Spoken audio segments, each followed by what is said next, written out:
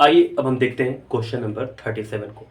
यहाँ पर क्वेश्चन बोला है कि एक बर्तन खोखले अर्धगोले के रूप का है जिसके ऊपर एक खोखला बेलन जड़ा है।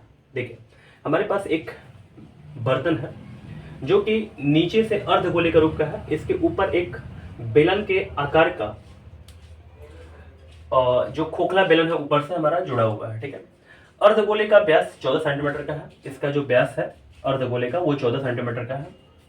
एक बर्तन की कुल ऊंचाई 13 सेंटीमीटर है। जो इसकी पूरी जो ऊंचाई है हमने यहाँ पर दिखाया भी हुआ है कि जो इसकी पूरी ऊंचाई है वो क्या है, 13 सेंटीमीटर का है। हमने इसको H1 ले लिया। ठीक है, बर्तन का भीतरी पृष्ठ क्षेत्रफल निकालिए। ठीक है, यानी कि इसका जो भीतर से पृष्ठ क्षेत्रफल है वो फाइंड करना है। तो हम लोग पृष्ठ क्षेत्रफल निकालने के लिए क्या करेंगे, जो अर्धगोला है उसका हम लोग वक्र पृष्ठ का क्षेत्रफल निकालेंगे और जो ऊपर का बेलन के आकार का है, ठीक है, तो उसका हम लोग वक्र पृष्ठ का क्षेत्रफल निकालेंगे। ऐसे करने से हमारा जो भीतरी पृष्ठ का जो क्षेत्रफल होगा वो निकल कर आ जाएगा। ठीक है, तो देखिए सबसे पहले हम लोगों को यहाँ पर फॉर्मूला मैंने यहाँ पर रखा हुआ है। देखिएगा इसका फॉर्मूला कैसे बन पाएगा, यानी कि अगर क्षेत्रफल निकालेंगे तो मैंने लिखा यहाँ पर बेलन का भीतरी पृष्ठ क्षेत्रफल। बेलन का भीतरी पृष्ठ क्षेत्रफल क्या हो जाएगा, अर्धगोले का वक्र पृष्ठ का क्षेत्रफल क्या होता है 2πr², और जो ऊपर का यानी कि बेलन का वक्र पृष्ठ का क्षेत्रफल क्या होता है 2πrh होता है। ठीक है ना, तो देखिए हमको यहाँ पर ऊंचाई की इसकी जरूरत पड़ेगी, यानी कि जो ऊंचाई है ना बेलन का, वो ऊंचाई नहीं दिया हुआ है, हमको निकालना पड़ेगा ऊंचाई को। ऊंचाई को कैसे निकाल सकते हैं, देखिए ध्यान से। जैसे जो ये हमारे पास जो बर्तन है इसका जो कुल ऊंचाई है वो कितना है 13 सेंटीमीटर का है। ठीक है, अगर हम बेलन की ऊंचाई निकालते हैं, यानी कि हम लोग ऐसे करके यहां से लेकर के यहां तक अगर ऊंचाई हम लोग निकालेंगे इसकी, तो ये कैसे निकल कर आएगा। देखिए जब ये अर्धगोला है ना, इसकी हम लोग त्रिज्या लेंगे तो ऐसे भी करके ले सकते हैं, बिल्कुल ये ऊंचाई का भी काम करेगा। आप समझ सकते हैं कि ये त्रिज्या हमारा और ये ऊंचाई भी है। ठीक है ना, यानी कि अर्धगोले का ये ऊंचाई है, समझ गए। अर्धगोले का भाग का जो हमारे पास है ये ऊंचाई है और ये त्रिज्या भी है। तो इसका जो व्यास है वो 14 सेंटीमीटर का है, तो त्रिज्या कैसे निकल कर आएगा, यानी कि हम लोग 2 से भाग लगा देंगे, यानी कि 7 सेंटीमीटर का आ जाएगा। तो पूरा जो ऊंचाई है वो 13 सेंटीमीटर का है और जो अर्धगोले का जो ऊंचाई है वो 7 सेंटीमीटर का है। तो हम लोग क्या करेंगे, पूरे ऊंचाई में से अर्धगोले का भाग का जो ऊंचाई है वो घटा लेंगे, तो हमारे पास क्या आ जाएगा, यानी कि बेलन की ऊंचाई आ जाएगा। ठीक है, तो पूरा 13 था और ये 7 था, तो हम लोग 13 में 7 घटाएंगे कितना मिलेगा, हमारे पास 6 मिल जाएगा। ये मैंने H2 इसका नाम दे दिया। ठीक है, अब देखिए हमने यहाँ पर फॉर्मूला आपको अभी समझाया, इसमें से जो भी कॉमन होगा उसको हम लोग कॉमन कर लेंगे। यहाँ पर एक चीज और ध्यान दीजिएगा, हम लोग क्या करेंगे ना, जब हमारे पास ये जो अर्धगोला था और इसके ऊपर एक बेलन जड़ा था, तो दोनों का जो त्रिज्या होगा और जो व्यास होगा वो दोनों के दोनों बराबर होगा, समझ गए। तो हम लोग इसको क्या करेंगे, यानी कि त्रिज्या दोनों का और व्यास को दोनों को बराबर कर देंगे। हमने दोनों की त्रिज्या को r माना हुआ है। ठीक है ना, तो यहाँ पर जो r इसका है वो कितना आ गया, यानी कि 7 सेंटीमीटर का आ गया, तो इसका भी r कितना होगा, ये भी 7 सेंटीमीटर का होगा। ठीक है, देखिए तो इसमें से 2 कॉमन हो जाएगा, पाई भी कॉमन हो जाएगा, r भी कॉमन हो जाएगा, और यहाँ पर r बचा हुआ है प्लस हो जाएगा, यहाँ पर H2 बचेगा। ठीक है, 2 के जगह पर 2 रख लेंगे, पाई के जगह पर 22/7 रख लेंगे, r का जो मान है हमारे पास वो कितना है, यानी कि 7 सेंटीमीटर का, 7 सेंटीमीटर रख देंगे। यहाँ पर जो r है वो भी 7 सेंटीमीटर का है, प्लस H2 का जो मान है हमारे पास, ये H2 का मान कितना आ गया 6 सेंटीमीटर। ठीक है, तो 6 रख दिए।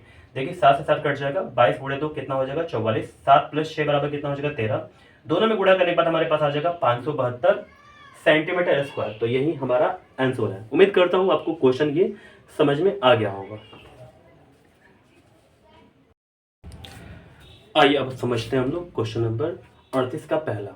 यहाँ पर क्वेश्चन बोला कि 3 सेंटीमीटर किनारे वाले 3 घनों को एक सीध में रखकर एक घनाभ बनाया गया।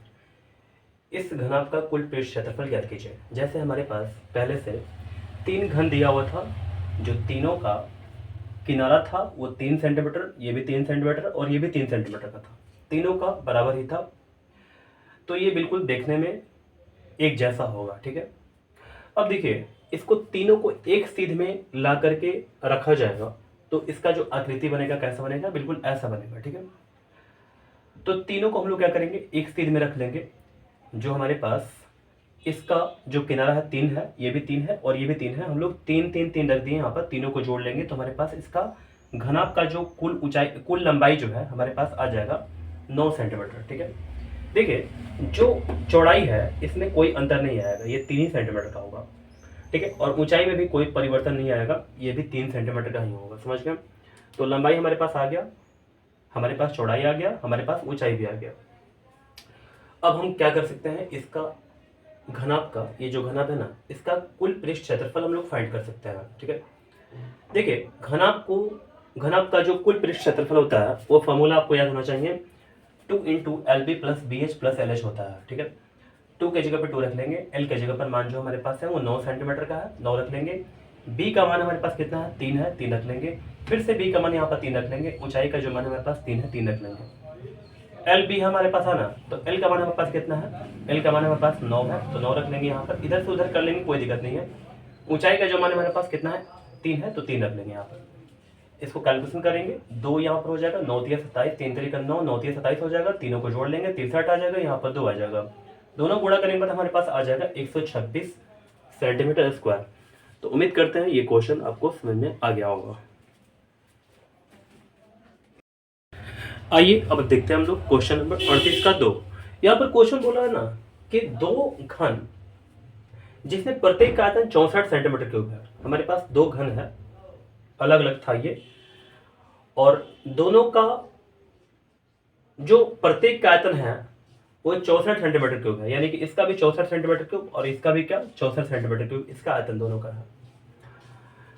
ठीक है, अब देखिए क्या बोला, को सिरा से सिरा सटाकर रखने से बने घनाभ का पृष्ठ क्षेत्रफल ज्ञात कीजिए। ठीक है, तो इसको हम लोग क्या करेंगे ना, दोनों जो घन है हमारे पास, इसको सिरा से सिरा सटा करके रख देंगे। ठीक है, और इसको सटाने के बाद जो घनाभ हमारे पास बनेगा, इसका कुल पृष्ठ क्षेत्रफल निकालना है।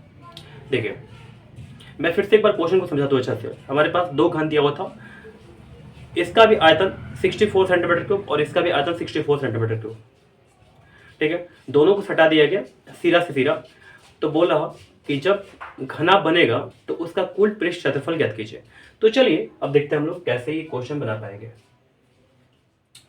हम लोग पहले ये जानते हैं कि प्रत्येक का आयतन कितना है, 64 सेंटीमीटर क्यूब है।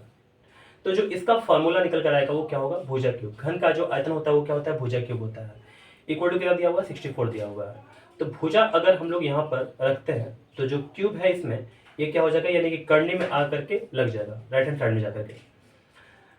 कर्णी में 64 का मान कितना आ जाएगा, 4 आ जाएगा। ठीक है, भुजा का मान कितना आ गया, 4 आ गया। ठीक है, तो इसका भुजा का मान जो हमारे पास 4 आ गया, तो इसका भी क्या होगा, 4 ही होगा, क्योंकि दोनों का आयतन क्या है हमारे पास समान है ना, बराबर है। तो हमने लिख दिया यहाँ पर 4 सेंटीमीटर और ये भी लिखते हैं 4 सेंटीमीटर। अगर लंबाई को देखें तो हमारे पास कितना आ जाएगा, यानी कि 8 सेंटीमीटर आ जाएगा। इसके चौड़ाई में कोई भी परिवर्तन नहीं आएगा और ऊंचाई में भी कोई परिवर्तन नहीं आएगा। तो घनाभ की कुल लंबाई कितना हो गया, 8 सेंटीमीटर, चौड़ाई कितना हो गया, 4 सेंटीमीटर, और जो ऊंचाई हमारे पास कितना आ गया, 4 सेंटीमीटर आ गया। घनाभ का पृष्ठ क्षेत्रफल कैसे निकल कर आएगा, फॉर्मूला रख लेंगे, 2 into LB plus BH plus LH। L का जो मान हमारे पास 8 है, B का मान 4 है, B का मान 4 आ गया, H का मान 4 आ गया। यहाँ पर L का मान 8 और H का मान कितना हो गया, 4 हो गया। यहाँ पर 2 रख लेंगे, 2 को फिर ऐसे करके नीचे रखते चले जाएंगे और यहाँ पर जो भी है वैल्यू उसको हम लोग और भी छोटा करेंगे गुणा करके। ठीक है, देखिए 8 चौका 32, यहाँ पर 4 चौका 16, 8 चौका 32, तीनों को जोड़ देंगे तो यहाँ पर 80 हमारे पास आ जाएगा। दोनों गुणा कर लेंगे, 160 सेंटीमीटर स्क्वायर आ जाएगा। तो बिल्कुल आसान क्वेश्चन है, थोड़ा सा ध्यान देंगे तो आप बना देंगे। ठीक है।